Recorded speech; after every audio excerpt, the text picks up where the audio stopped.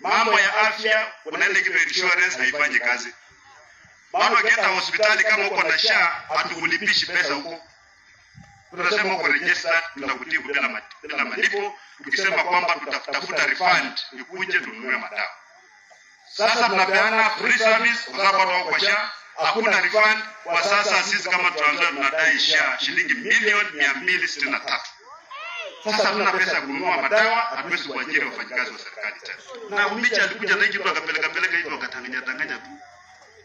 Ati kila mtu atapewa free health service. Sasa kimeungana imekuwa mbaya. Na ikifika mahali mimi naomba rais, mambo yamekuwa mbaya usikungangani nayo. Si ndio? Hata kama mtu amekupatia kiasi hivi, hii inaitwa viazi, ile moto umetupa kwa mdomo na ni moto. Ukirudisha pande hii na ipoi, umezi unatupa chini. Ama namna gani? Hiyo ndio wisdom, unatema. Pengine ikipoa unaweza kuikula tena. Mambo ya SHA imetufikisha hapa.